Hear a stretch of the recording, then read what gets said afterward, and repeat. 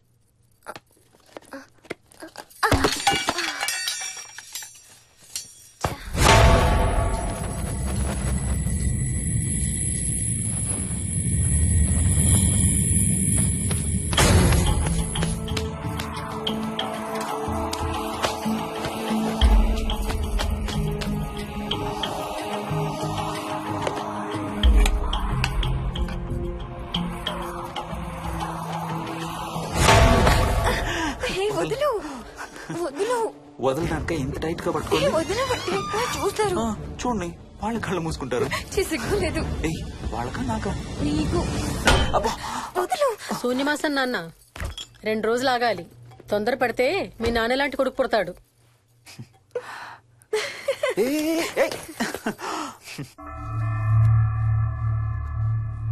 ఒక వారం రోజుల నుంచి ఎవరితో మాట్లాడకుండా అలా ఒక్కడే కూర్చొని బొమ్మలు గీస్తున్నాడు. జనరల్ గా మేం పిల్లలు గీసే బొమ్మల్ని బట్టి వాళ్ళ మానసిక ఎదుగుదలను, వాళ్ళ ఓవరాల్ డెవలప్మెంట్ ని అసెస్మెంట్ చేస్తూ ఉంటాం. ఇదిగో ఇవే లాస్ట్ 1 వీక్ గా విక్కీ గీసిన బొమ్మలు. అన్నిట్లోనూ ఒకటే థీమ్, విక్కీ, విక్కీ పక్కన మనిషి. ఆ పక్కనున్న మనిషి ఎవరో మీరు గుర్తుపట్టగలరా? కాస్త పోలికలు అవి చూస్తుంటే మా నాన్నగారులాగా ఉన్నారండి. ఓ, విక్కీ తాతగారా? ఆయన విక్కీతో ఎక్కువ టైం స్పెండ్ చేస్తుంటారా? లేదండి, ఆయన విక్కీ పుట్టక ముందే చనిపోయారు. ఓ సారీ అండి.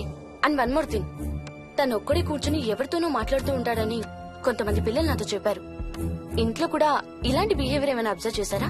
ఈ మధ్యనండి కొత్త ఆట మొదలు పెట్టాడు. అడిగితే వాళ్ళ తాతగారితో మాట్లాడుతున్నా అంటాడు. జనరల్ గా చిన్న పిల్లలు రకరకాల బిహేవియర్స్ చూస్తూ ఉంటాం. వయసు పెరగడంతో పాటు అవి కూడా మారుతూ ఉంటాయి. Nothing wrong with him. He's a very intelligent boy. ఇదొక చిన్న ఫేస్ అనుకుందాం. ఎందుకైనా మంచిది ఒక చైల్డ్ సైకాలజిస్ట్ కి చూపించండి. చైల్డ్ సైకాలజిస్టా? డోంట్ వరీ, విక్కీకి ఏం కాలేదు. ముందు జాగ్రత్త కోసం, జస్ట్ మన మైండ్ లో డౌట్స్ క్లియర్ చేసుకోవడం కోసం. ఇదిగో హీస్ డాక్టర్ ఆనంద్ శర్మ, మా స్కూల్ కి కన్సల్టెంట్ సైకాలజిస్ట్. ఒకసారి కాల్ చేసి అపాయింట్మెంట్ తీసుకోండి.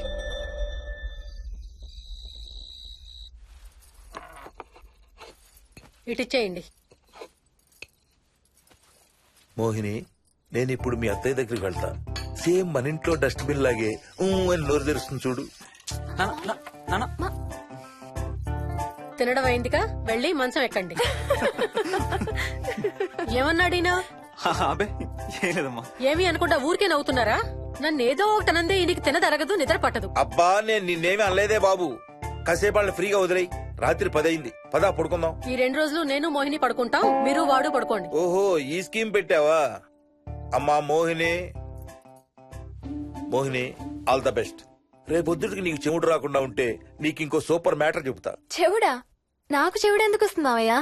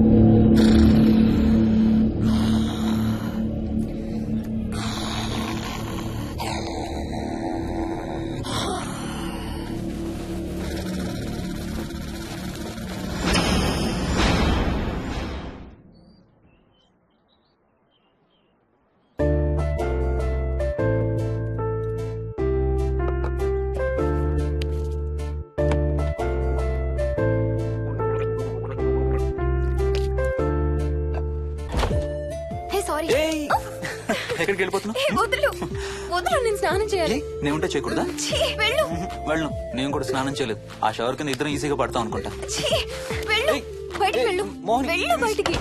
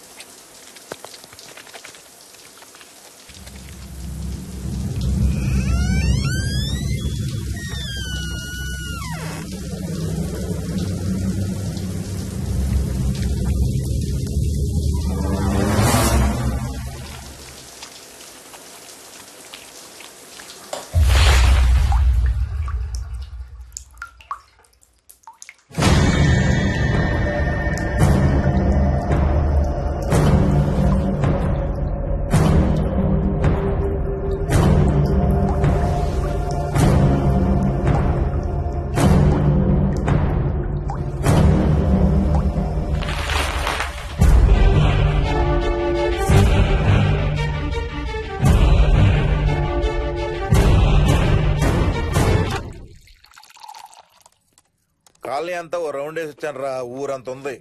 బాగా ఆకలేస్తాం. టిఫిన్ రెడీయా? రెడీ. రెడీ మావయ్య. చట్నీ ఏం చేసావమ్మా? టొమాటో చట్నీ. ఊరు నుంచి తెచ్చిన పచ్చళ్ళు కూడా ఉన్నాయి మావయ్య. మోయిని ఆగమ్మా, అన్ని ఇక్కడే ఉన్నాయిగా, నువ్వు కూడా వచ్చి కూర్చో. నాకు ఓ దోశ ఇవే. రేయ్, అది ఆపి టిఫిన్ చేయరా. సాయంత్రం నీ ఫ్రెండ్స్ డిన్నర్ కి వస్తున్నారా? వస్తున్నారమ్మా. అవునమ్మా, మీ అన్నయ్య ఎప్పుడు వస్తున్నాడు? ఓ 4-5 రోజుల్లో ట్రైనింగ్ అయిపోతుంది అత్తయ్య. వచ్చేస్తాడు. టిఫిన్ చేసి వంట మొదలు పెట్టేద్దాం అత్తయ్య. ఎరా, పెద్ద గిన్నెలు ఏమైనా కొన్నావా? ఏం కొనలేదమ్మా, షాప్ కెళ్ళి తీసుకొద్దాం. ఇప్పుడు అంత దూరం ఎక్కడ వెళ్తాం అత్తయ్య? ఉన్న వాటితో మేనేజ్ చేద్దాం. అలాగేనమ్మా, ఇంట్లో సామాన్లు కొనేటప్పుడు కాస్త చూసుకోనమ్మా. అలాగే. అవునవును, చూసుకోనమ్మా. జీవితాంతం మనతో ఉండేవి. నచ్చకపోతే ఇంట్లో ఉంచుకోలేం, అలాగని బయట పారేయలేం. Stop it Ranga.